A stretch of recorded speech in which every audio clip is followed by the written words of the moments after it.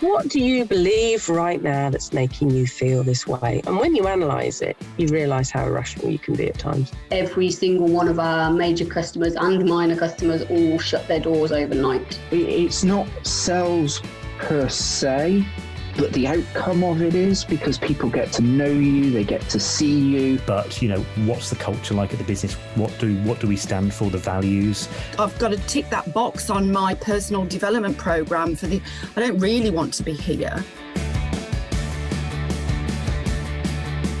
Scaling up a business isn't easy. If it were, we wouldn't have less than 4% of businesses scaling beyond 10 employees or around £1 million turnover level, and less than 1% beyond 50 employees. But the contribution that we make as owner-managers to our economies is immense and should never be underestimated. Yet it can be a tough gig for all of us at times, and only other business owners truly understand the challenges that we face. And through ScaleUp Radio, we aim to help make things a little easier. We interview guests who have been where you are now and may have faced some of the challenges that you are facing. And they offer their thoughts and advice on what has worked for them, as well as what didn't.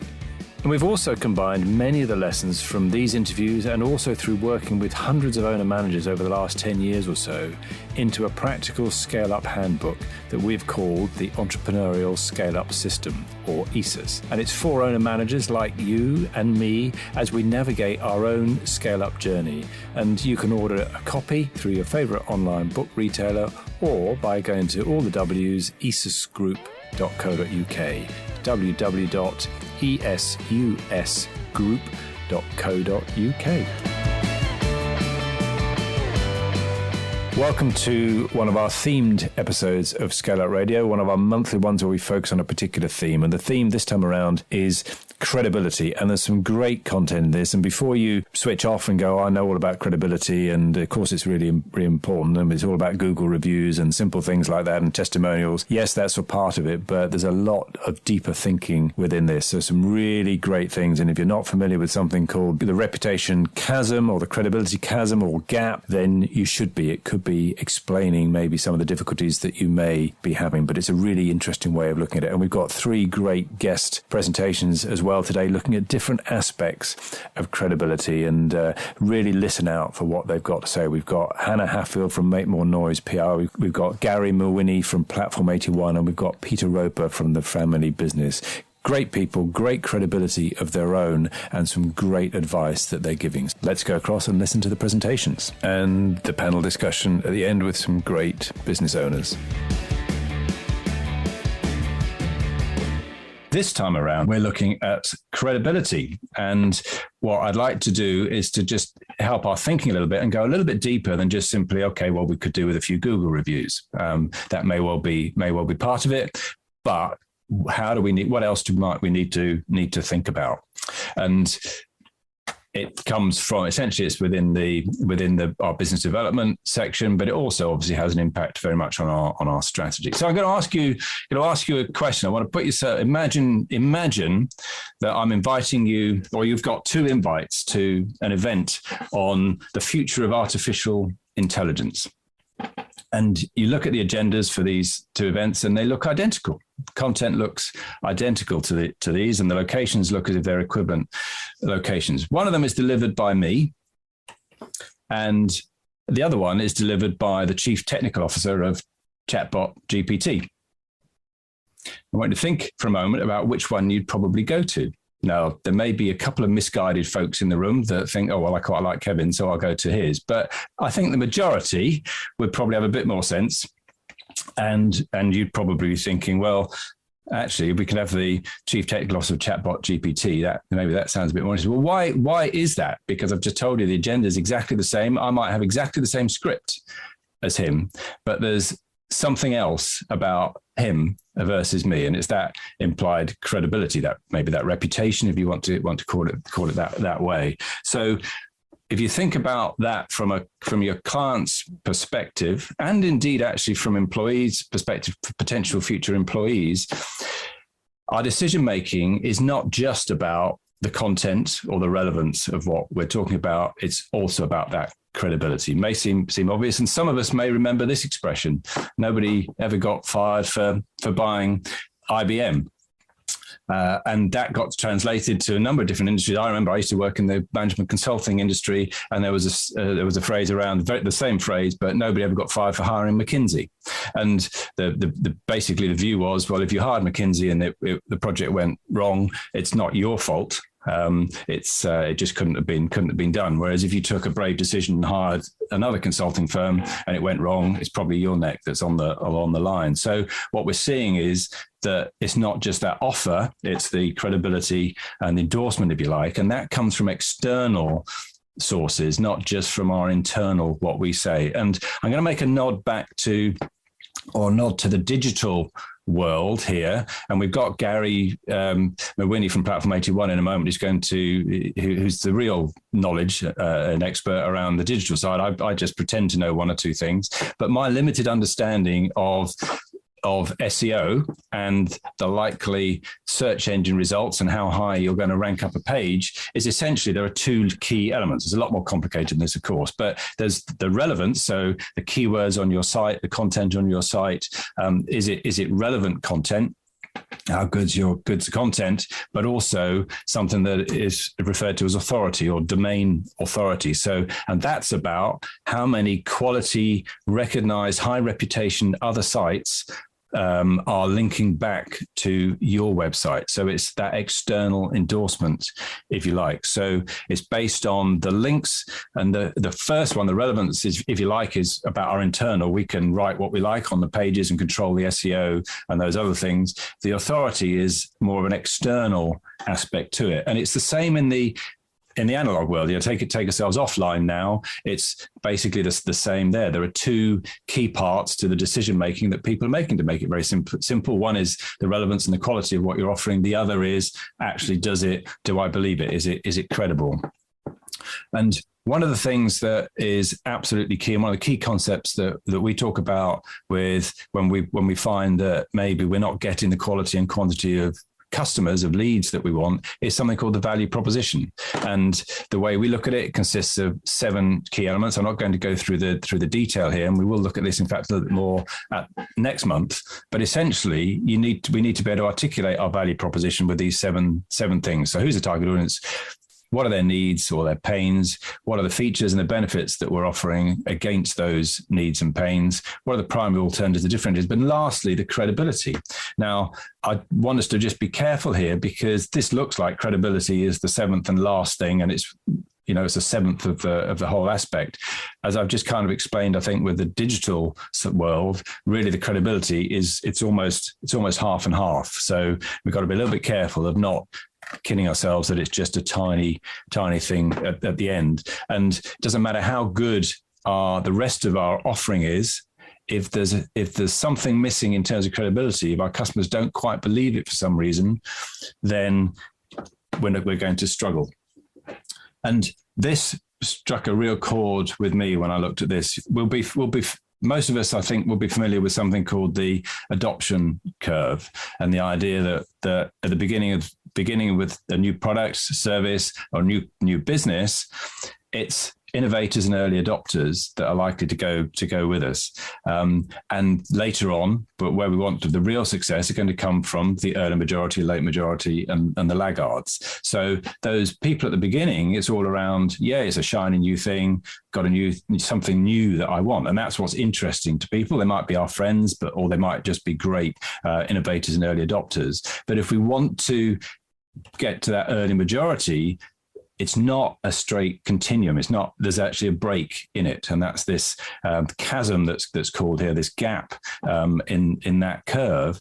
And it's because when we think about what people need, the early majority, risk is coming much more up into their thinking. It's not just about, is it a shiny new thing that looks exciting and interesting? It looks interesting, but is it for me? Do I really believe it? And that's where this credibility gap comes. So we need to really be thinking about How do we bridge that gap? Because otherwise we just go up and down that little first part of the curve. And we see this, we're the same with Bismarck, with some of our offerings, particularly. You get to a point where you've got some usage, you've got something, but you haven't quite bridged to that next level. So that's really something I want us to all to be thinking about is what would we need to do to really boost and build that credibility and that reputation to enable us to get across that gap and into the bigger group of clients that we would like. We may be familiar with, and Luke reminded me of this the other day,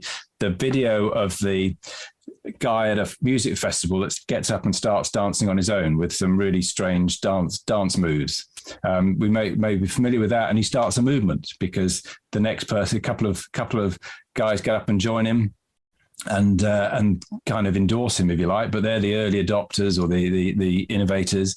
And before long, you suddenly get the rest of the crowd starting to join in. And at the end of the day, there's only a few laggards that are left because they're now the ones that are left out.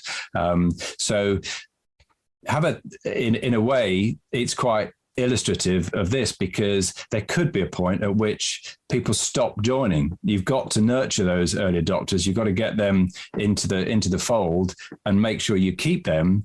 But what do you do if you don't manage to then get the rest of the crowd coming up? And people have got to know us about us. It's not just about, is it good? People have got to be aware of us in the first place, but then also be credible. So we've got to build that reputation, build that awareness, but build that credibility in there. And we've got Hannah is going to be talking to us a little bit later about how PR might be something that can help in building that credibility. And this is another way. This is Jeff Bezos, and illustrating that fact that the credibility is not. It's not. The decision is not just about the quality of our offer, what we say to people, but it's about what other people say when we're not in the room. And that's our brand credibility, whether it's our personal brand as an individual and or our business brand. So we've got to think about those. So what can we do? It's all very well. So what can we do? So the first thing really is to recognize this, recognize that there is that gap.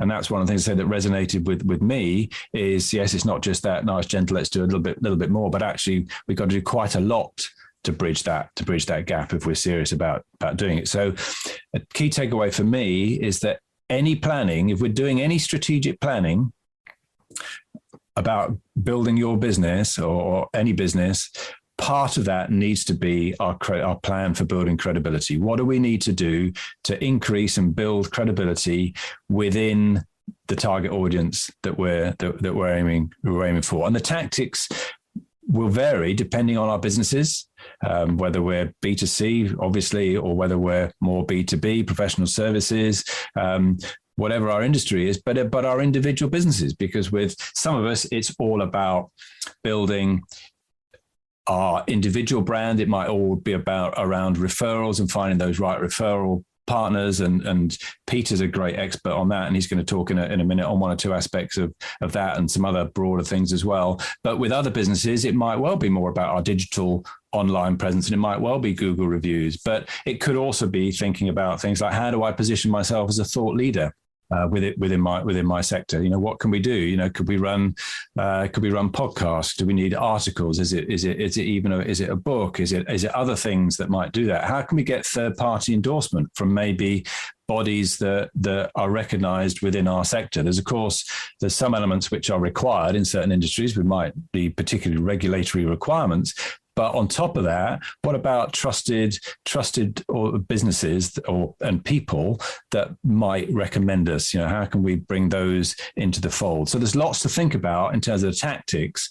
And, I could put a list up here of all sorts of tactics, but at the end of the day, the important thing is to think about it within your businesses, ideally brainstorm it with some other people and work out what you believe you need to do to build your credibility specific to your business. So one final thing before I hand over to our excellent guest speakers is a word of warning, because credibility takes a long time to build potentially, and there is a time element to this, but it doesn't take very long to destroy it, as there's been some fantastic case studies in the past or examples. Some of us may well remember this one with Gerald Ratner, who referred to basically all of the jewelry in the Ratner stores as being, I think he used the word crap. I think that was the word that he used. And he wiped $1 billion off the value of his company in about 10 seconds. Well, maybe over a week, according to this graph. But it took him a very short period of time to ruin his credibility. So don't underestimate the importance of keeping that credibility and retaining it as we go. So that's all that I wanted to say for the moment. And what I'd like to do is to hand over to Gary, who's going to take us through a few things, and then we'll hear from Peter and from Hannah. So Gary from Platform 81, over to you. Morning, everyone. My name is Gary Mooney. I'm technical director of a company called Platform 81. And we are a web development and digital marketing agency with offices in the Midlands and up north in Manchester. And Kevin's kindly asked me to run through a couple of synergies really between digital marketing and that top level theme of credibility. So I'm going to give you a few of my thoughts on the topic and hopefully a little bit of an insight from a digital perspective. Maybe you guys might be able to take a bit of that and take it onto your own digital platforms or websites as a bit of an insight, really. So lucky for us, this whole internet malarkey is a pretty big deal, certainly over the last 10 or 15 years. And whether we like it or not, we're all kind of connected to this huge network that we call the internet in our daily lives. And one feature which we constantly use it for is the access to information, is that access to data. So I'm sure you've all Googled things in the past. And when you type in your search term into Google, into that search bar, and you hit return, Google will query its huge database of websites and give results based on relevancy and credibility. So it's that credibility what I'm going to focus on for 5 minutes. And one metric that we use every single day as a digital agency is one called domain authority. So I'm not sure whether you guys will have ever heard of domain authority. Okay, so domain authority is a score from 0 to 100, and it gives you an idea of how credible Google thinks your website is. Now, interesting for me, it's not a score that's done by Google itself. It's a score that's first come up with by a company called Moz. So Moz is a company that make SEO tools. And they've come up with, as I say, this score from 0 to 100 of how important they perceive your website will be. So they've put together all these different signals and the metrics that are put together by the Google algorithm, and they've put it into this one score. And generally speaking, it's a ranking factor. So websites with higher domain authority are likely to get more presence in Google. So to give you an idea, your likes of your Facebooks, your Twitters, your Wikipedias, YouTubes, LinkedIn's, all your big sites, they will be up there in the 90s in terms of your domain authority. As a cross comparison, a local business, perhaps in Bromsgrove, that's just set up, brand new, will probably have a score of 1 or 2. Perfectly natural, nothing to worry about. And it basically means that you're at 0 in authority. So your credibility really from an online perspective is, it is 1 or 2, and it's going to take time.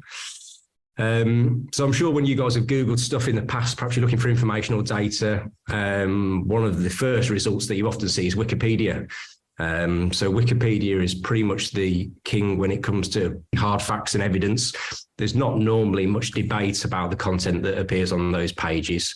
So therefore, credibility, relevance, it normally outperforms any other websites on similar topics. So that kind of gives you a real world example.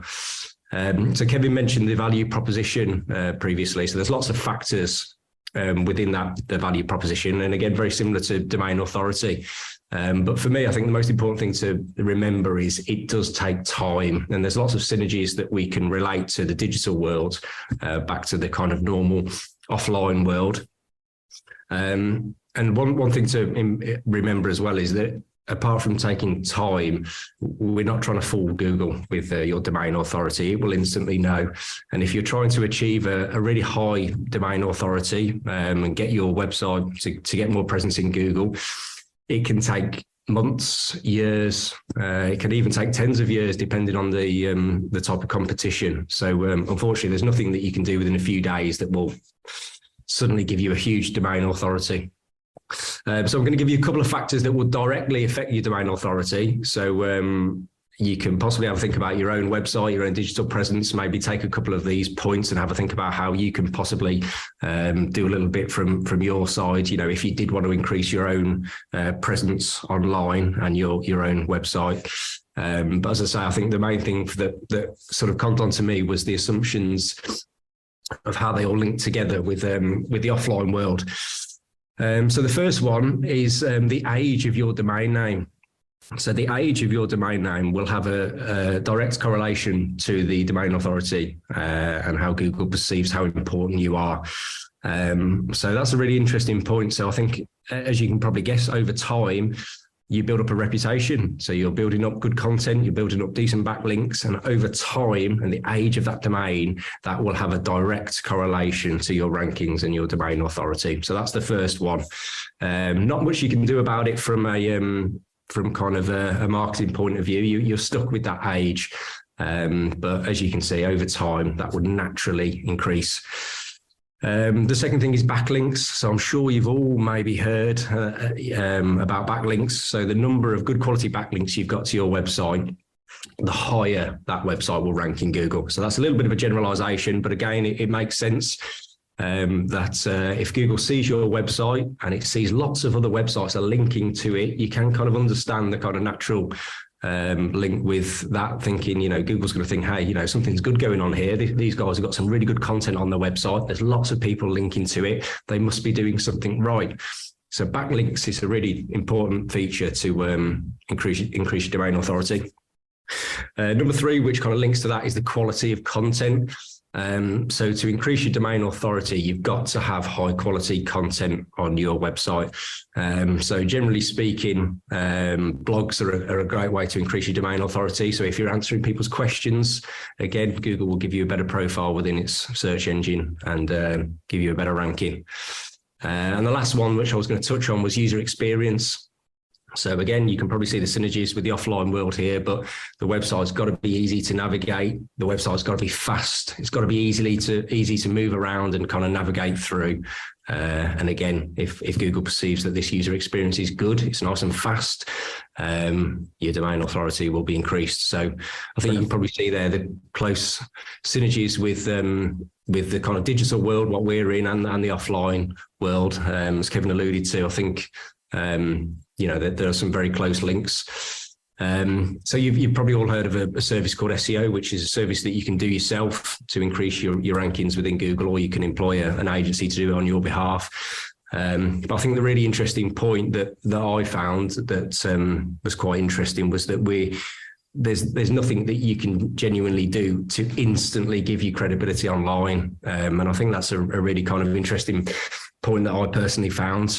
So if you're doing all the right measurable things in an online perspective, slowly but surely your credibility online will increase. So I think there's lots of points that link to that offline. Yeah, absolutely. Thank you very much for that, Gary. And yes, offline as well, it takes that time to build that credibility. We can't just instantly get that credibility. So very good. I'd now like to introduce Peter, who's done a lot of work in this field around reputation, and I believe has some news about a new book as well that he might be having around this subject. So Peter, over to you. Thanks, Kevin. So good morning, everyone. I'll keep this short and sweet. Yes, I have got a new book coming out. I'll mention it towards the end. But I want to basically mention something that happened to me 20 odd years ago. I've been in business 27, 28 years now, something like that. And within about 2 years of starting my business, I spent time with a guy called Peter Thompson. Now, some of you might know Peter. Peter's very well known, very good reputation for many, many years in terms of business development. And he said something to me that really struck home with me, which was, you don't get paid for what you do, you get paid for what you've done. I'll say it again.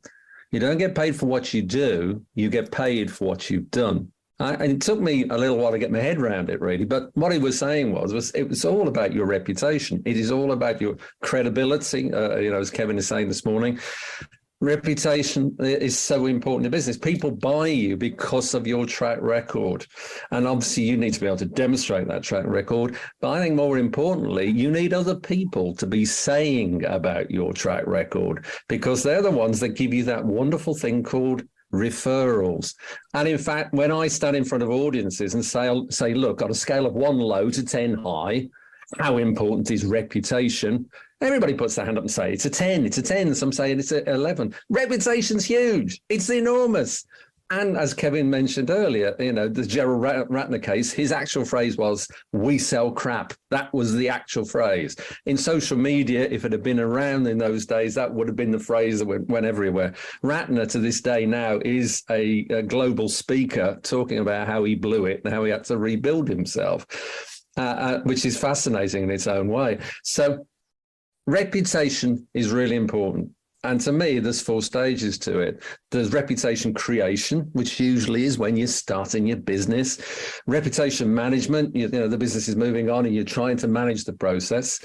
There's reputation development, where you're trying to grow your business, grow your reputation.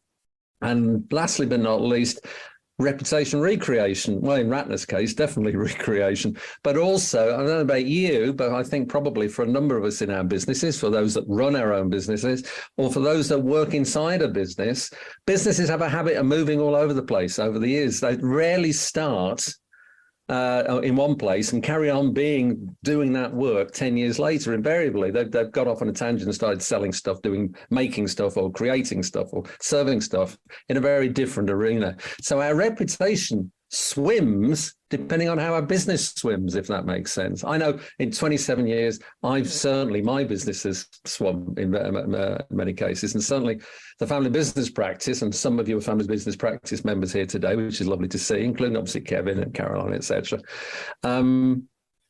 Most of us have businesses that moved all over the place, and our reputation has to manage that. Yet, interestingly, and recently, and at the end of this, I will send you a link to a very simple scorecard. I'll put it up so you can see it, but I'll send you the link to it. That takes 60 seconds just to ask some simple questions of you. And interestingly, very few people have a reputation plan. That's my experience over 27 years. We talk a good game. By the way, I'm not saying I'm perfect, or in previous years I've been perfect. But as life has moved on for me, I've realized that I really did have to have a plan with this. When I've worked with clients, I've realized that while we all talk about the various areas of reputation, we tend to go off onto tangents with it. And that is not a criticism, it's just life. So in other words, you start thinking about, should I be thinking about PR? Should I be thinking about website? Great presentation, just, for instance, on domain and SEO, etc. And there's all these different things, but reputation is the thing at the top.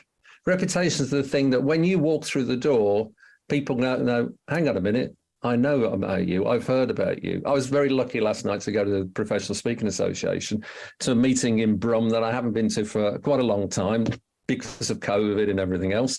And I walked through the door and some of the people, I've known for years, it was nice to see them, but they were talking about me to other people in that event. They were acting as my referral partners. I didn't ask them to, they were being kind, but actually my reputation was there for them to see. And actually, wouldn't that be great that when you walk into a room, people actually know about you, or they've heard about you? People say, I've heard about the family business practice. That's a lovely thing. Occasionally they say, I've heard of Peter Roper, the family businessman. That's a lovely thing. Now, don't get me wrong. I don't think I'm going to walk through the door and they're going to say, oh, hello, it's this James Bond, because no, clearly I'm not. I've got a Brummie accent for a start off, so it's not going to happen, is it? Right? But wouldn't it be great if you had people coming along to you and saying, I've heard about you. I've heard good things about you. Or I've been referred to you by such and such. How important is that for you for business? For me, referrals are a lifeblood. They're the thing that really make business tick. There we go. So if you imagine your business starts, and obviously I'm just doing this line to make it simple. You start your business from scratch. And yes, we all know that it's not a straight line in terms of money and time, but for this example, it's very easy. You start your business off, and over a period of time, you start to get a load of costs first of all, and hope that you can pay the bills. And then after a while, you cross the line where you're not making a loss anymore, and you start making some profit. And you probably start making some profit because you're getting some okay referrals. Again, I can't see you too well, but if I asked all of you, how many of you get a bunch of okay referrals? Well, some people say, I'd be over the moon if I got a referral. Okay. And some would say, well, I get some, but quite often, they're a blind alley. And the reason that they're a blind alley is because the person that referred me didn't do a very good job. Hello. It's your responsibility to make sure people know what you're really looking for.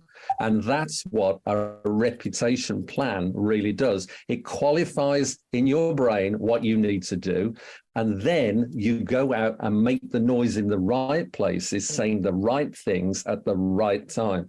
Now, it's not necessarily easy, and it's not necessarily a quick fix, but you're talking about a reputation you're trying to create and maintain over a period of time.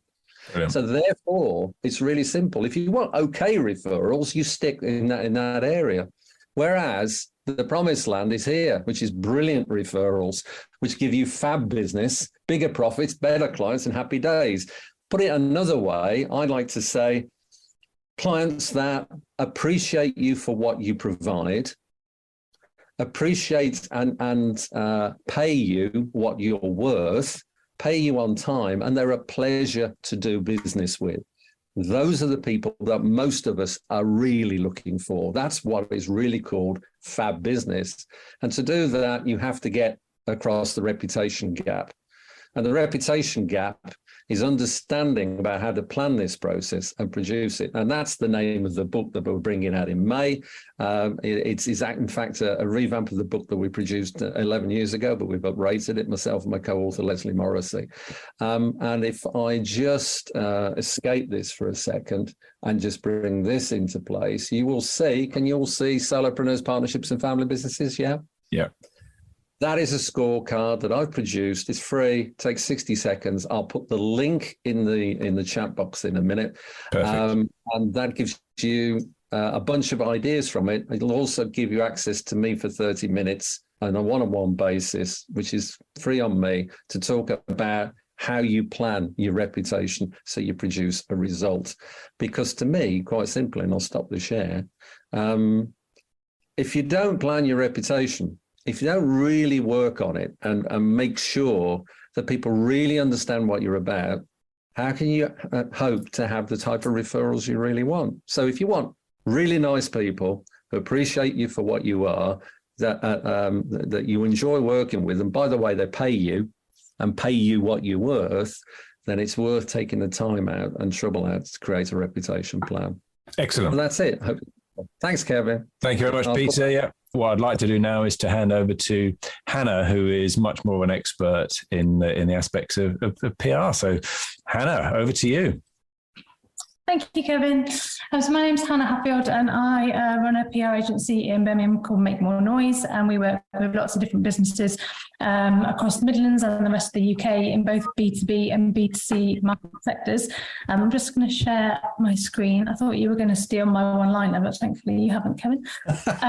So I describe it as, which I heard, I'm assuming so everyone can see that, which I heard from somebody else. I can't even pretend it's my one line, but marketing is like asking somebody to date you, and PR is the reason they say yes. Basically, PR reinforces exactly why somebody should work with you and utilize your products or services, following up from marketing activity, which is obviously marketed to a business and explained exactly what you do. But how exactly can PR get potential customers to say yes? Obviously limited on time, but for us, there's three kind of quick ways in which this can be achieved. Positive PR activity can essentially build a great perception of your brand online. And this kind of ties into what Gary was talking about. So the more positive content you've got published about your business online, particularly via authoritative websites with a higher domain authority, the more your business will dominate the search engine results for relevant search terms. So if you're an accountancy firm in Worcestershire and you've got a nice positive stream of content that's been written and published in media publications, the more likely you will dominate that search term as a result and convert people to not only finding out about your business, but also building credibility and resulting conversions. Positive peer activity can also reinforce buying decisions. So I think we all do this whenever we're buying a new product or service, be it as part of our business or from a personal basis. If you're looking again for accountancy, or if you're booking a holiday, for example, we always look beyond that company website to see what other people are saying about that business, the product, service, or experience. And again, if you've got that consistent positive stream of content online via media publications or referral sites or review sites or whatever it is, then more likely it is that actually you're going to reinforce that buying decision. And those who are looking at your brand and your product or service, it's more likely they're actually going to say yes as a result. Thirdly, positive PR activity can also build, obviously, credible industry reputation. We all operate, obviously, in different industry sectors, but it's actually impossible to compete with sort of larger industry players or those who've got a more established reputation without building your own positive credibility and positive industry reputation. It's kind of a question of how you think sort of those larger industry players got there in the first place without their own credibility. Obviously, they would have had some form of excellent scale-up journey implemented by Kevin and the BizSmart team, but obviously credibility would have played a significant part in actually building that reputation in the first place. But like everybody said, so Gary, Peter and Kevin, it actually is something that takes time, commitment and consistency. This is something we actually showed. So we have people who come to us on a regular basis who want to be in the Times, or they want to be in Forbes, or they basically have a goal where they want to be in sort of like a really leading publication, but they've never done any form of PR before and they don't have a credible reputation. The publication certainly doesn't know who they are as a business or as an individual. So we kind of built this kind of graph to demonstrate that it's something that takes a lot of time and commitment and activity.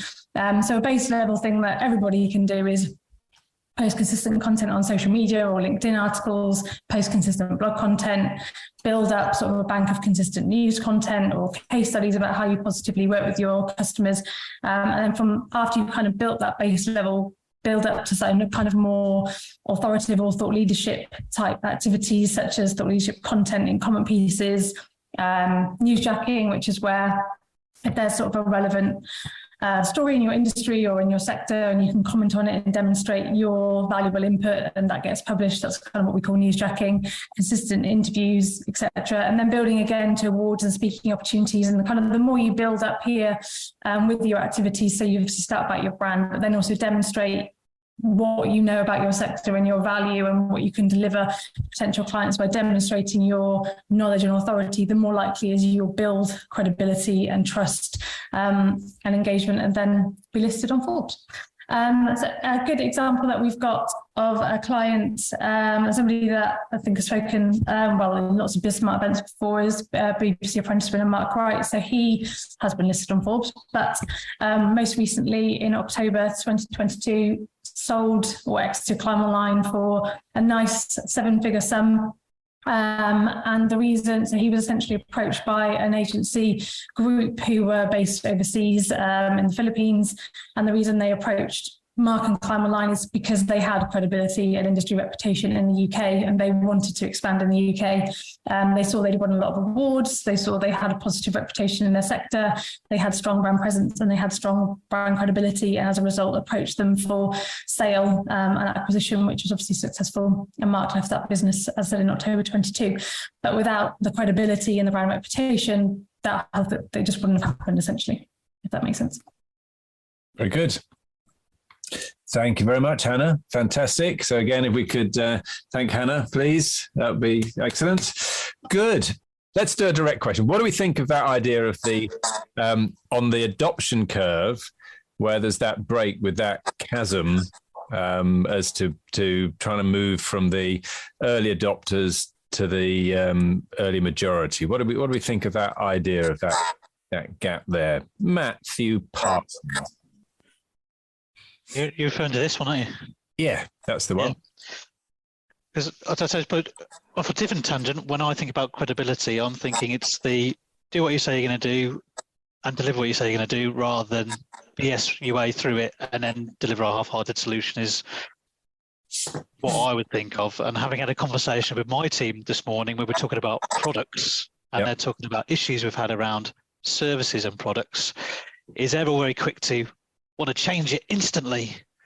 And I'm going, well, that's got a cost to it. I said, also, I don't want to provide a half-hearted solution. And if we take phone systems as a good example, we can provide one phone system, one company, and there might be a bigger company and spend £200-300 a month versus a small company paying £40 a month. And then the amount of time we spend with the £40 a month client is not a lot. And of course, then we don't deliver the same amount of love for them. And they're going, well, we just need to have just a really crappy solution for them and a really good solution for them. And I said, no, that's not the way we want to do things. I said, we want to be credible with everything we do. So we want to provide everybody with the same system, with a really good system, and have some credibility behind what we're doing. And also, we don't want to be tarnished, put a crappy phone system in, and then they go, well, these guys did okay, and we want the IT support out of them. Well, their IT is going to be mediocre as well. Yeah. And I suppose that's where I feel credibility resounds within me personally. Good, excellent. So there is a close synergy with kind of this element to digital marketing. So that kind of trust, the respect, almost the acceptance of somebody coming onto your website. There's a real close kind of synergy to it. So as a business, we would, for our clients, it's something that we work quite closely on. So if you imagine you're doing some digital marketing and somebody's paid to come over to your site, for us to try and convert them and prove to that user that that business is credible, they can do the things that they say they can do. It's really, really difficult, and we've got to think of all these things such as perception and case studies, reviews. It's also proof. How have this company proved that they can do what they say they're going to do for a particular service. I think the only thing that really strikes home to me is that it does take time. I think the longer that you're in business, the quicker that curve goes up towards the end and kind of peaks a little bit. I think you probably become a little bit more confident in what you're doing. And once it's backed up with kind of all the kind of extra things such as case studies, reviews, it's got quite a close synergy to digital marketing, and also things like domain authority that you just mentioned, really. Great. Brilliant. Thank you, Gary. Yeah, time can be an important factor, certainly on the digital side, you've said, but also generally, yes, if you literally just started with something, then whether digital or not, then there's going to take time potentially for people to really believe that you're serious and that you're in it for a while. So Matt Busby, what would you add? I see it. There's two for our business. Definitely, there's two different, because we got sort of like we're an online e-commerce business. So getting that credibility on the online platform, essentially a B2B sale. Like Gary said, frustratingly takes a lot of time to build up that trust there, but doing stuff like having reviews plugged into your site and stuff like that really helps on that credibility piece. But on the direct, more B2B sales, it's a whole different approach on that. And whilst the reviews and that sort of stuff is important, we find that personal touch, the talking to, the getting samples out and trialing it, it's a much slower process than I guess it's because we're in a bit of a bun fight with a lot of other people online just selling labels to that particular market. So, it's for us, it's getting that credibility, two completely different approaches for, the direct B2B piece compared to the online B2C piece. Yeah. Good. All right. Thank you, Matt. Jeremy, what would you add here? Kind of echoing what Matt said there, I think trying to, we do a lot of our stuff online, and that's quite a difficult market to be in these days. In our market in particular, a lot of the big boys are focusing more on online marketing as well. So it's increasingly difficult to compete with other companies online. For us, I think the biggest sources of new customers for us at the moment is the Entrepreneur Circle, which is an organisation based for small businesses to learn how to kind of market their business. And we're very lucky in as much that we get that kind of celebrity endorsement, if you like. So Nigel Bottrell, who's the head of that organisation, who a lot of people who are in that organisation think is fantastic. Everything he says is gold and all that kind of stuff. He's a very Marmitey character, but if you love him, you absolutely love him. Yeah. And we're very lucky in as much that we get a lot of endorsement from him. We're a trusted supplier. And kind of echoing the kind of the points in his booklet, and we're in a scenario where we've been in that organisation for 10 years. If there's any conversations about kind of call tracking or phone systems, we stand a really, really high chance of getting that business just because of that endorsement. Brilliant. Yeah, so that third-party endorsement certainly is a key part of the credibility, isn't it? Faith, have you had a chance to think a little bit? I guess because I'm one of the minority in this group where actually we physically deal with products rather than services. Yeah. Obviously, the service level of service that we supply or provide rather alongside those products goes towards building our credibility without a shadow of a doubt. When I spoke to Louise about this, we sort of have a situation where actually sometimes it's really hard to get even at the beginning of that curve for that sort of early adopters piece, because ultimately we're selling to retailers who have plenty of options to buy similar products under different brands from different companies that they already trade with. They create a mix of products. So sometimes when we launch a product, actually we have to do a lot of work. It's the only time we do a lot of work with the end user consumer to build the credibility argument and get that product right for the end user to then be able to take that to the retailer, because without that, they've got so much choice. And if they're already dealing with a particular company and the product that they're selling is doing a job, it's moving through their business, it's harder for us to come in and say, well, actually, we've got an improved, better version of that product, because there's always a cost there's also always a cost to change, right? Yeah. For those businesses that we have to kind of navigate around as well. So it's an area that we do our best to overcome, but it's definitely a challenge for us from that perspective. Yeah, good, excellent, thank you, Peter. What would you add to the discussion? So the two things that struck to me were that there's an element of price and value to this as well. And thinking about it from my perspective, we've kind of gone through that early adopter curve already, and are now stuck at that moving forwards. And one of the key points around that, I think, is that when we started the business, you tend to price quite low, so it makes it easy for early adopters to come on board. There's much less risk for them. As you kind of develop the business, I think what we've seen is, we've moved our pricing up to capture more value, but that's then increased the cost to the client. And particularly where you're selling, I think, B2B services over a period of time, and you're talking about clients spending £30,000, £100,000 with you, the amount of credibility you've got to kind of be able to demonstrate for that kind of increases significantly. So I think that there is an element of thinking through, how do you leverage that credibility when you're kind of increasing the amount of cost that you want your client to spend with you. I think the other area there that a couple of people have touched on is competition. And again, when I started this, there was very little competition in what I do. There were competitive alternatives, but not many doing what I do. There's now a lot more people doing what I do. So therefore, that it's something you've got to kind of continuously review by seeing what your competitors are saying, how they're positioning, and they're using their credibility, so that you can kind of position above it to a certain thing. So you'll find a different way to prove your kind of credibility. So I think both of those kind of feature into it. And also it's having, to me, it's a cohesive strategy around credibility, because you can throw lots of things at it. But if it's not all consistent across everything, then it can come across as less credible then. So it's also about the what's the right word? The quality of the content that you're putting out there has a massive impact on credibility as well.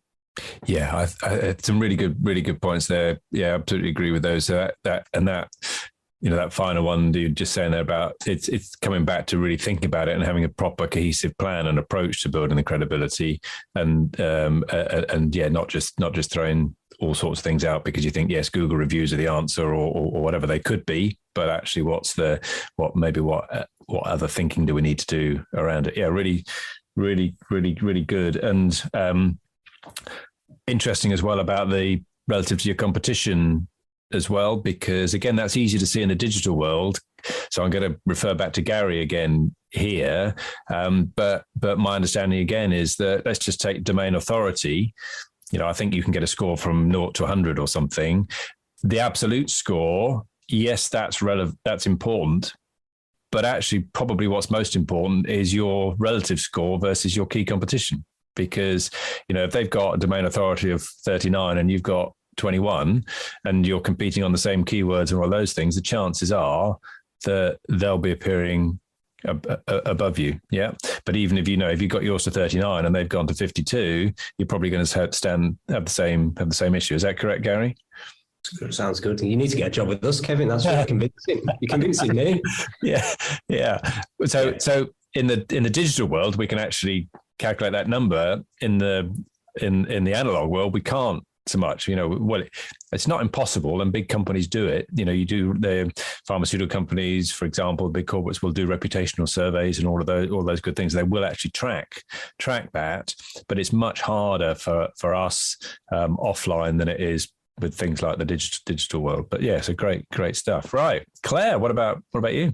I was thinking of it I agree with what everybody said, and I was thinking about it in a slightly different way. Is that because we offer legal services, so everything that we advise has to be absolutely spot on first time. We cannot advise our clients incorrectly in the application of employment law. You only get that wrong once, and that's your credibility shot. And obviously it can land your client in a lot of problem and cause them a lot of money. So there's absolutely no room for error on that one. And that's quite, every time that you're advising, especially on a complex case, that is always at the back of your mind. And we've actually kind of, more recently picked up a couple of new clients where HR consultants have messed it up basically and cost a lot of money. So that's where I was thinking of it from. Yeah. From that, it takes you a while. We're in a very crowded market, HR consultants, very crowded market, but it takes you a while to build that credibility, and it will take you one error to lose it. So that's where I was thinking of it from. Yes, there is that adage. I don't know what the clever way of saying it is, but yes, it takes years to build up a reputation and seconds to lose it, doesn't it? If you're not careful. Yeah. Good. Stu, what about you? I think for me, as a kind of site walker, as a consultant, rather than sort of delivering a service like I used in terms of graphic design, I think one of the things I'm really focusing on at the moment is actually partnering with really good, established, credible businesses and collaborating with them on delivering like a seminar or a workshop or something that we can invite both our networks to, but so we're kind of inviting each other's networks to that thing. But because obviously if I'm partnering with Martin Hill from Sandler, for instance, partnering with Sandler has a credibility instantly because of the brand of Sandler, and therefore it means that people turn up because of that brand. Even if I'm a slightly more unknown quantity, if Martin says come along to this, I really trust this guy, then actually that's a kind of really important thing. And so for me, that's kind of one thing, because obviously what I'm doing is fairly new and fairly niche, or very, very niche. Having that kind of credible partner is kind of really important for me. Yeah. No, so another really good way of looking at it and think about it. So yes, so in that inferred credibility by partnering with other organizations where you feel like, good. Right, Sam, what about you? Right, yeah, I was thinking about it on the lines, because we obviously deal with our customers face to face all the time. Communication to the customer. For example, I have a lot of issues with mark intending. You're intending to deliver something. So you'll say, for example, hopefully I'll be here tomorrow, and the customer will hear, I'm definitely here tomorrow, and it'll be finished. Do you know what I mean? So you've got this community, so you've got good intentions, but that one misinterpretation of him saying, I'm going to try, and the customer hearing, I'm going to be here, you know, you can lose your credibility because they're going, well, you didn't deliver, you didn't turn up.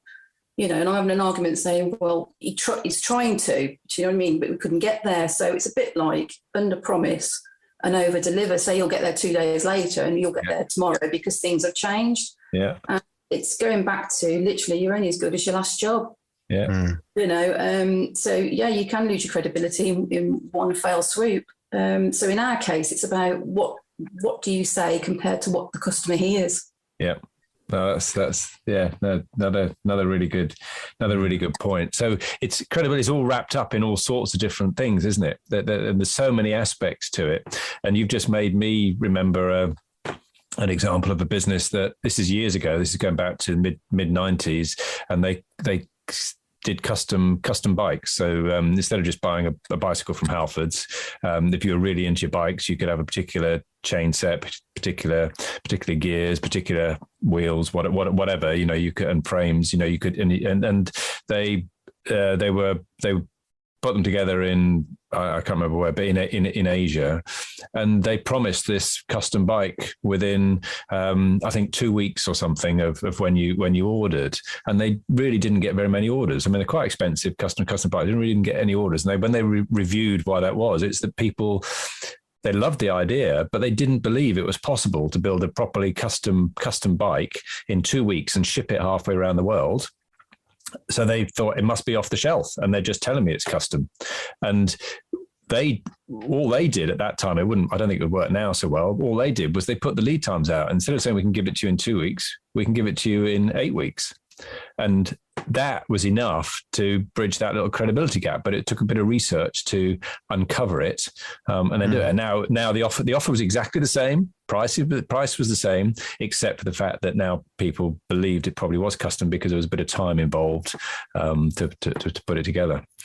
Right. Interesting. I also think it's this whole thing about kind of brand management, because actually brand isn't how good we say we are. Brand is how good other people say we are. So if you go to a restaurant, let's say a new Italian restaurant opens up in town, and you go because you like Italian food, and the food's cold, the service is awful, you will tell people to not go there. Conversely, actually, if the food is amazing, the service is spot on, you can't wait to go back. Doesn't matter how, you know, as long as you think it's good value for money, which you do, because obviously it's a great experience, you'll tell people. So brand isn't how good you say you are, it's how good other people say you are. And that's where the reputation and the credibility comes in. Yeah. Because I could say I'm brilliant at what I do. I believe I am. But when other people say, talk to Stu, he's really good at it, he really knows his stuff, that adds weight to then what I say about myself, and the two have to go hand in hand. Exactly. And that's the two sides that we're talking about here. We've got to get the offer right. It's got to, and come back to digital, it's got to be the relevant and the keywords, but in the analog world, the offer's got to be right. But equally, the credibility and really comes from third-party endorsement from the out. That's the real way that we've got to get the credibility going. Yeah, Mel. I do actually have something to add. I can't believe it, given all the great sharing of thoughts on this, but I want to kind of bring it back internally. So credibility, I think we probably would all agree, it starts with you, the business owner, and being as authentic as you can be. I sound like Lizzie now, don't I? But anyway, but then I think then we've got to think about, are our team aligned with that? So is everybody within our team, our senior people or our team members or whatever, are they building their credibility as well? Okay, so have we got the right behaviours? Are we clear on what we want those behaviours to be within the business? Is that shared with our team? Are they taking it on board, and are they practicing those behaviours? Simple things like, you know, the majority of a lot of our team members or senior leadership teams will be probably on LinkedIn. So have we got consistency across those profiles and what they're saying about the business? Is everybody on board? Have we got those guidelines in place? And I think really it's important to encourage this building of credibility within the development plans of our employees. So, you know, are we absolutely 100% sure that our employees are all as credible as we are? Because one bad egg could really impact on the business as a whole. Yeah. Good. Can I just ask a question? Peter mentioned it earlier about the sort of credibility strategy. You said, Kevin, it's something that you should think about. This might be the daftest question, but is there like a template or something like that on things that we should be looking at? Because, for me, with credibility online, I know it's my reviews is the key thing, but, I could be missing something. Is there something that, or where do I find the information on? You should also be looking at that. I mean, Mel just came up with some really good points there about getting your team aligned and making sure that the messaging is correct. But is there such thing as a template of things to have a credibility strategy?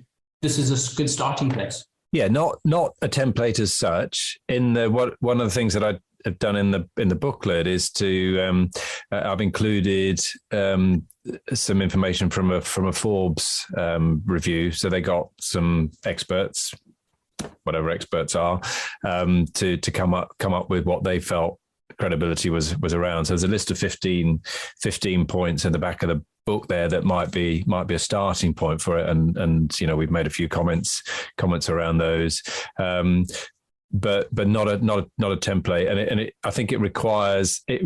What I would say is it requires the same level of thinking as any other part of your strategic planning, and it needs a focus, and it needs so we need to get to the point where we're absolutely really credible, trusted, got a great reputation. So what are some of the elements of things that we might need to do within that? What could we consider around it? So yes, you've got all the basic stuff of doing what you say you would do, all those good things. But what about things like those third-party endorsements that were mentioned, or those key strategic relationships essentially that Stu was talking about? If we partnered with somebody else or had that sort of endorsement. So and what about any thought leadership?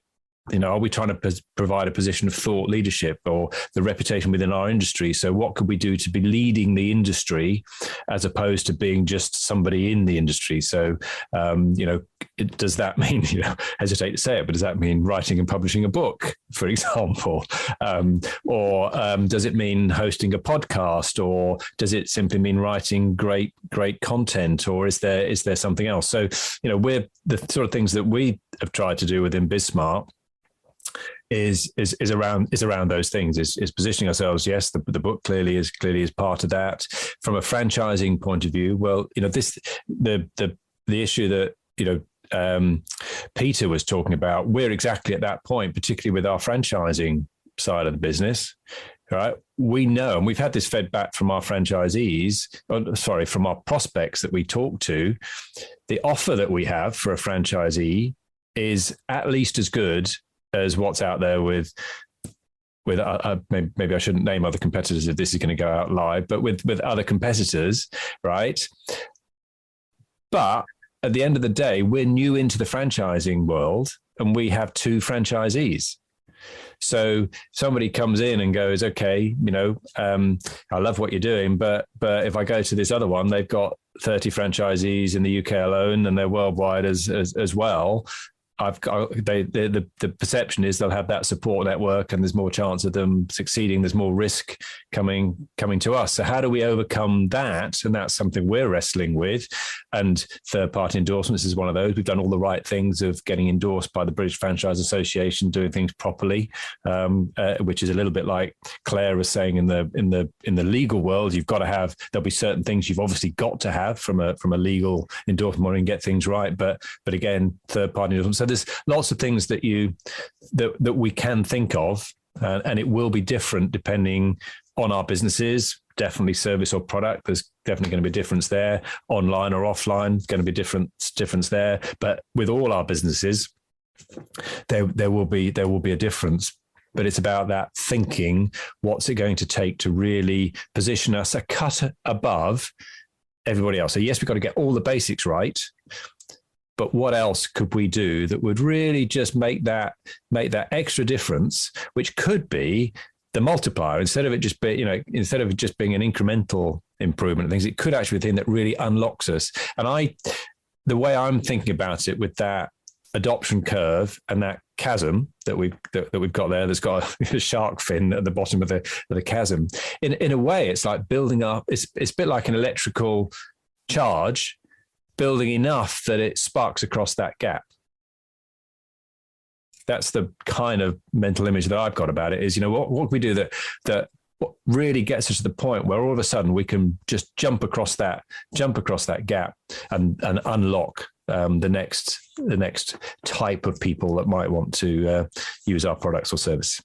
Himmat, would you like to kick us off? Yeah, sure.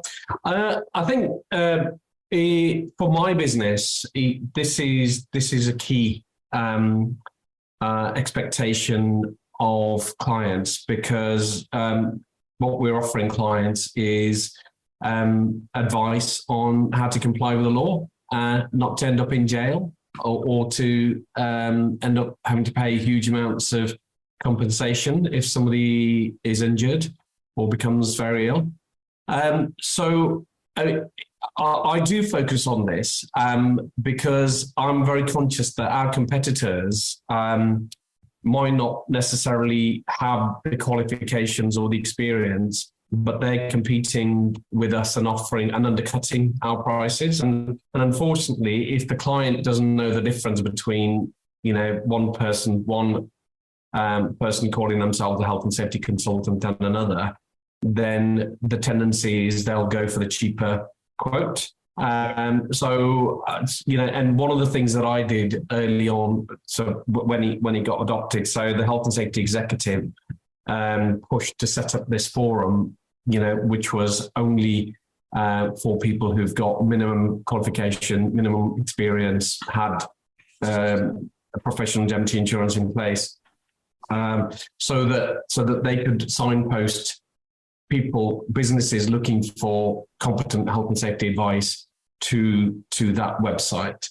And so, for me, it's really, really important. And I find that when I go and do sales effectively, if I'm going to see a prospective client, they want to know what is my background, do I know what I'm talking about? And I think, even though I'm not a natural salesperson as such, but the fact that I can talk with confidence and authority, and backed up by, in my profession, we have to have qualifications. I'm a fellow of the Chartered Institute of Environmental Health. I'm a chartered member of IOSH. So those are the kind of things that really do matter. And I guess that for companies who are discerning, who know what they're looking for, they want to choose somebody who can give them the right advice, because it could be very, very expensive if they go with the wrong advice. Good.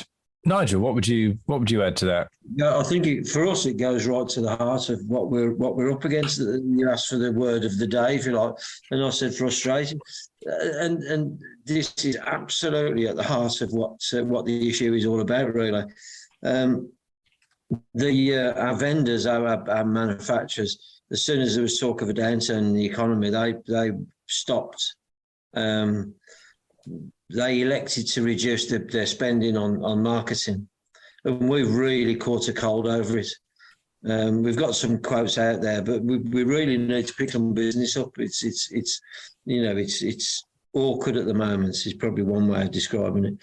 The more we speak to people, the more you realise that we've never shouted out what we do and how we do it really from the rooftops. We've never done any trade press. We've never done any PR. We've never really, shouted out what, our achievements from, whether we use email marketing or whatever. We haven't built case studies or testimonials or anything like that. And credibility is a chasm for us. And it's one that we've used that little diagram with the chasm. It's unerringly appropriate for us. That's where we're at. We've got the early adopters, we've got the innovators, we've got the early adopters. But if we were really struggling to push past that point. And I think credibility plays an awfully important and it plays an important part in it. I didn't realise until I read it, actually, and it really struck a chord. Yeah. All right. Good. Claire, what would you add here? So yeah, I would say we're a little bit like Himmat in so much as ours isn't so much important legislation, but it's more about there is legislation that exists that means that our services are needed to meet that legislation. It's just that you don't end up in prison in most circumstances, probably just with a tribunal claim or or a complaint or a libel suit from a deaf patient maybe in hospital. So I think Himmat was saying that obviously he has the experience, and sometimes buyers don't understand the difference between good providers, bad providers, and those that say what they do, but actually there's nothing behind them. So I think when we're selling our services, we are experts with over 25 years experience. We've got all the accreditations. We are higher cost than probably some of our competitors because of that reason. And once people do use us, they don't tend to go anywhere else because they realise the difference. But it's getting those people to come to us in the first place and realise what their liability or what they should be doing for accessibility, and explaining that the risk if they don't is that they lose against their competitors, and they're not opening their products up to a wider market. But I would say that what we found is that, similar to what Nigel just said, is that some people we've been around 25 years, we're the only experts on some of the frameworks, so we're getting some direct awards from that, which is great. But some people still don't know what we do and still don't even know we exist, which is fine if they've never come across a deaf person. But also in our industry, there is some people that don't know we exist. So we've done a lot more recent spend on marketing and sort of more community engagement. So we've found that actually marketing and sharing community stuff means that actually that's getting a lot more engagement. So we're getting seen a lot more now, rather than sharing your corporate stuff and we do this, aren't we great? Yeah. We're more story sharing now, and we're finding that that's creating a real higher engagement. And now we're hitting like the first pages in Google and stuff like that, and now more people are finding us. Brilliant. Sort of non-contracted clients are going up, but yeah, I think we do we do what we call a serve sell. So obviously we sell services, so we basically highlight problems that people didn't know they had and how we can fix them, and that's the way that we get stuff into the market. Once they're in, they tend to not go. Great. So yes, the very important piece of that is people got to know about us as well. So that awareness, and again, what I heard there was doing things that are of value and really in the community and that are genuine, that people are not going, oh well, yeah, they're just doing that because they want to get some more business or whatever else. It's something that's real and genuine, because we're all of us are bombarded with all sorts of stuff every day, and we're quite good at just naturally just going, well, I can see what they're trying to do there. So they're just trying to manipulate me in some way. I can see the intent behind it. Whereas with the real genuine things, that's the stuff that's going to make the difference. And it's not just like the sponsoring and things like that. It's about sharing things like positive things that are breaking down barriers within the deaf community and sharing those stories, and people going, never even thought about that. I need to do something about that. And that's what we're finding is working more, and also SEO. So we've now spent over a year and a half now writing SEO articles, which are things that people Google, and therefore we're doing well with SEO as well. I know that takes a time to penetrate, but yeah. So we're just seeing our engagement going up and up and up every single month now. Good. So yeah, I might come back to the SEO side of it in a minute. All right. Good. Paul, what about you? So you're about to introduce, or you are introducing, the sort of newer service aspect of your EV. We're in sort of a little bit of a chasm with that part. In sort of in our general electrical services side of the business, our credibility is. A lot of trades is very much price driven. People will very often go to the lowest bidder on things. So we tend to build credibility with the client once we've got them, and then we retain them. And we've built for the last 10 years, we've done a lot on referrals. So essentially all of our business is built off word of mouth and referrals. So that's why our credibility is built that way. But we are going through a bit of a learning curve with the EV charging side at the moment. So I think we're in in the chasm phase at the moment, where we've kind of sold to our existing clients, everybody's going to buy it there, and it's finding the new ones and how we sell that.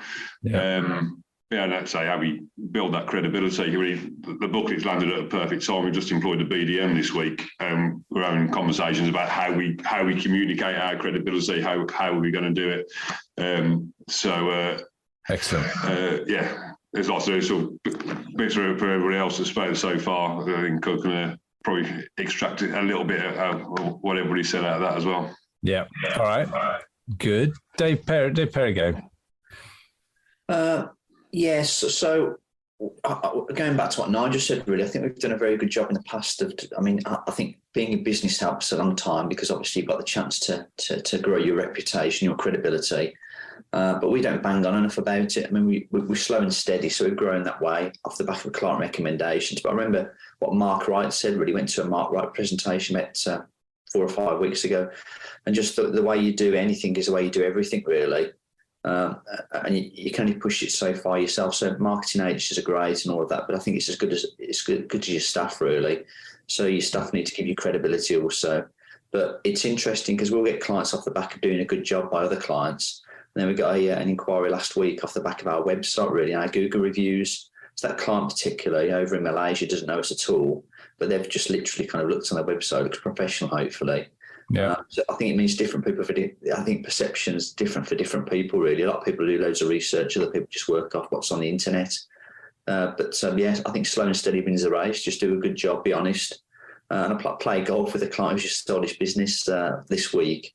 And he was saying, business is easy, Dave. Just be honest, talk to people and do a good job. The rest takes care of itself. And I guess that's true to an extent. Yeah, and that has to be the foundation of the credibility, doesn't it? You know, it has to be. We got to do what we say we will do, and we got to do it right, and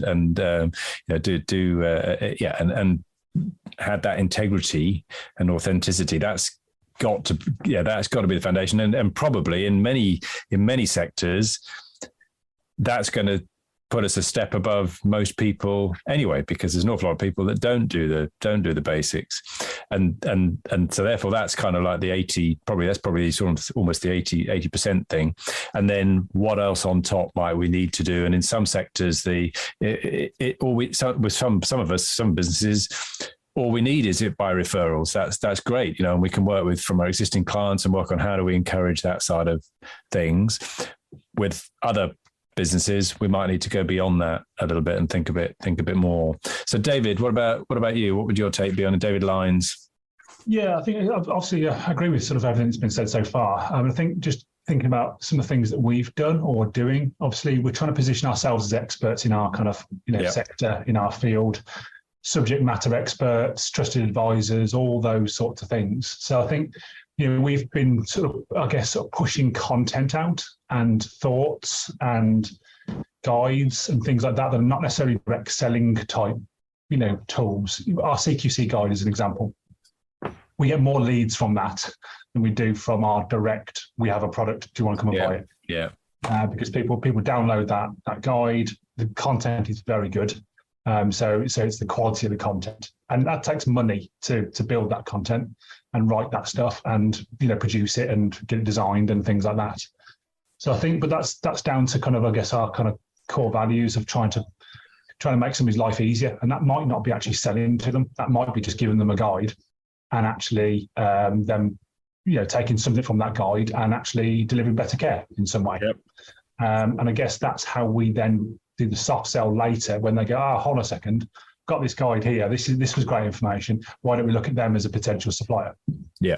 Things like that. And I guess things like we've done with sort of things like the Care Workers Charity. So obviously that's a kind of sector specific charity. It's not just us kind of like chucking money at it, but the bike ride we did last year was for the Care Workers Charity. But we've then kind of partnered with them a little bit more, and we push their content out. They've asked us to speak at some of their events and things like that. So more than just going, okay, we're going to chuck a few £1,000s at this, they're kind of aligning ourselves to a charity that benefits the sector, that again, people see that and they appreciate that. And, that sort of, I guess, sort of reputational sort of loop, really. So yeah, like I say, agree with everything else. But yeah, there's perhaps a couple of things that we're doing There's probably more we can do. I do think the sector we're in is quite a soft sector. Price has an implication, but it's not a price-driven market really. It's more about partners, personalities, people. Right. That's a reputation. Yeah, and that thought leader focus is an interesting one. You mentioned your CQC guide. I don't know, in Worcestershire, we probably know GJS Dillon, most of us, and one of the reasons that we know them is that they produce an annual report on the state of the commercial property market, and they present that. So we kind of view them as they're a leader in the area because they're doing that. They're the ones with the fingers on the pulse. They're doing this really useful stuff, and we therefore have an impression on them. You may or may not know of Hewitt Recruitment as well in the area. They produce an annual salaries survey. And again, quite a lot of people find that really interesting. And again, it's positioned them as somebody, they may not be any bigger than another recruitment agency or necessarily any better. I mean, I don't really know. I've not used them, but I know of them because of that. And there's a certain impression I therefore have of them from that aspect, from the thought leadership point of view. David Lincoln Lewis, what would you bring to the party here on the credibility discussion? You mentioned already to do with retaining customers and a small customer base. I tend to look at this more micro level, possibly as we do this with all of our customers, all of our prospects all the time. And potentially you're on a London burning scenario where you're saying London burning, and you're constantly having to, the cycle's being repeated, but different customers at different times as far as awareness is concerned about our product, because our customers have a lot of project managers that deal with us, and some leave and some start. And, we may have a really good customer, but then suddenly you've lost all your friendlies. Yeah. And then suddenly that customer's not a customer anymore, because we don't work on contract. We work on quality. We work on reputation. And, if we start taking our eye off the current customers that we have here and looking awareness out there for prospects, then we can quite easily lose this current customer. So for me, it's an iterative, more of more micro scale level for us than it is possibly for some of the large brands or the brands that need more awareness nationally. Ours is more just within our customer, and that's what I'm going to bring to the party. Yeah, it's all about the same things. It's all about quality. It's all about delivery. It's all about awareness. At the end of the day, that's what we put in our brand values, and we just have to keep doing that with every customer pretty much all the time to make sure that we're in front of their curve, because there's a lot of we do something that a lot of other people do.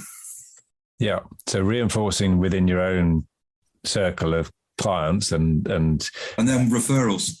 Yeah. That's how we work. We get panels into buildings, and people see panels and they go, "Oh, that's an interesting customer."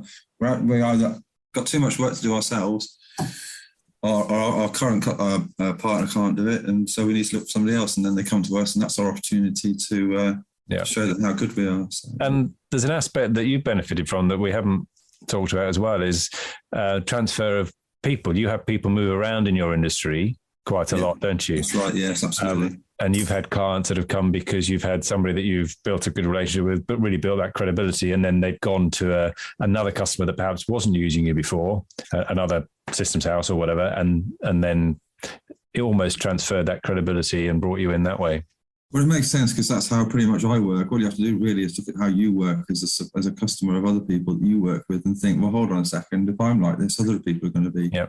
So you can actually use your own product experience. What I mean by that is that I tend to work with people rather than with businesses to a large extent. And some more complex products, obviously that's not so easy, but something like ours or something like energy or whatever or recruitment, you tend to go with the person rather than with the brand. So how do you make that stickier within a brand as opposed to with the person, with the individual that you're working with? Right. To me, that's my experience, interestingly. Yeah. Okay. Interesting spin on it. Good. Chris, I know you've not been involved in the first part of the discussion, but anything that you'd like to bring in terms of the credibility? I was thinking of an example that we've got where a client had a picture of them shaking hands with Rishi Sunak, who was their local MP. And this was from a birthday party anniversary celebration for their business back in like 2017 or 18 or something. It wasn't during lockdown then, one of these parties they shouldn't have been. But when they came to us, they hadn't used it for any promotional activity. They'd done a bit locally at the time. they weren't really using it in anger. And we felt that even though some people at the time, this was before Rishi had become who he is now, and obviously some people will love and some people will hate this particular individual. However, I don't really care. It says, look at this business, Rishi Sunak shaking hands. We didn't put a date, obviously, on when the celebration took place, and suddenly it becomes a timeless piece, because we've also got a testimonial from Rishi at that point in time, which we then chopped up to use so that it is appropriate for a timeless piece as well. And that has been a game changer for them in terms of the level of inquiry.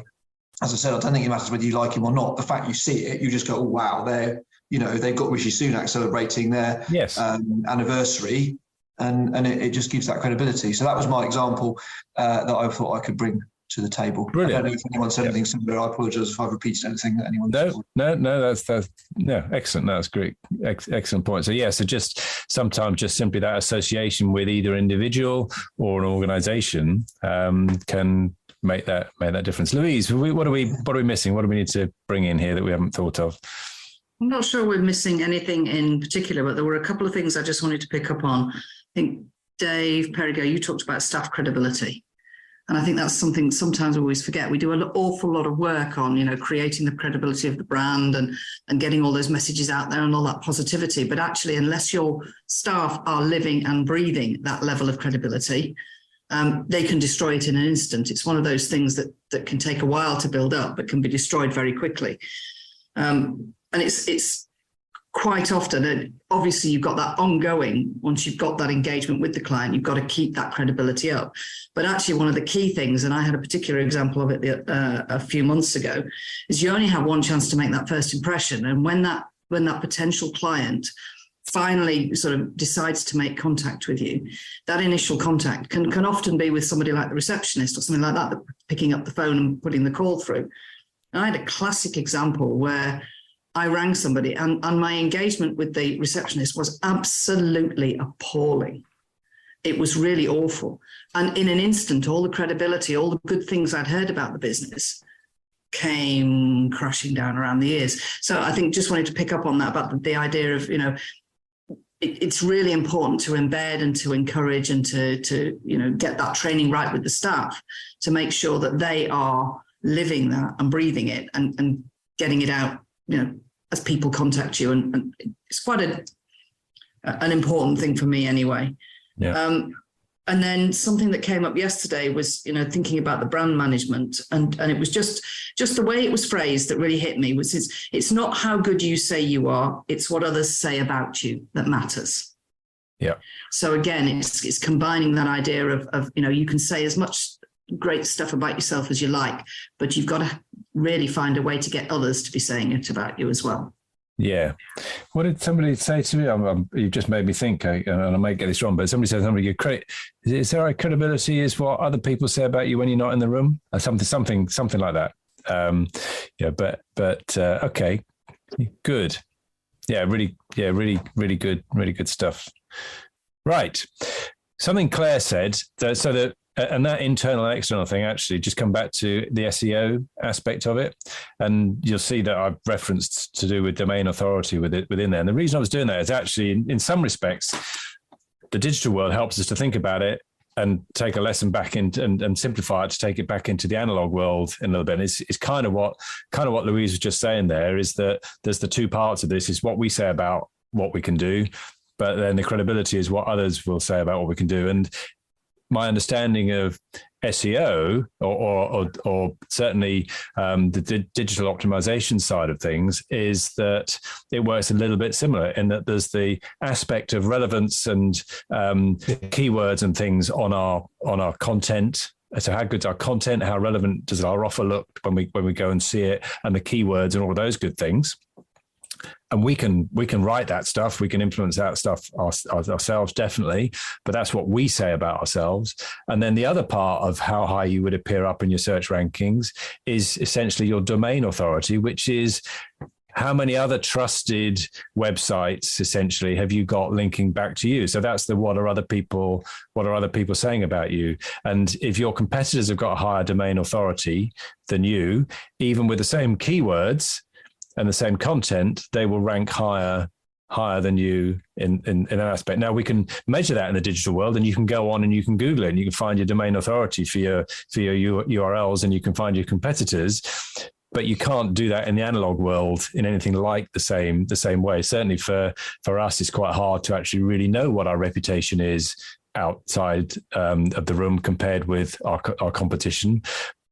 Some big corporates will do this. I certainly remember back in the pharmaceutical industry, a big part of what we do every year was reputational studies, and we would look and we do big pieces of research to actually see what the company's reputation was, and individual brands within the companies, what their reputations were compared with the competition. But that's harder for us to do with small and medium-sized businesses. But thinking back to the digital world, I think gives us another nice, clear way of looking at it, and probably raises the importance of the credibility than having it number 7 on a value proposition at the bottom of the list, when it's actually probably basically it's 50-50. You know, we've got to have the right offer, the relevant offer, right target audience, all of those good things, but we've also got to have the credibility that is implied and given to us by what other people are saying about us, essentially, as Louise said. I hope you enjoyed that discussion, and if you're building and scaling your own business, you might well be interested in our book, The Entrepreneurial ScaleUp System. And it's exactly what it says on the tin. It's a practical handbook around scaling a business in a structured way. And you can order a copy on all your favorite online retailers, including an audio version, or you can find it and other supporting resources on our website, www.esusgroup.co.uk. That's esusgroup.co.uk, which is esusgroup.co.uk.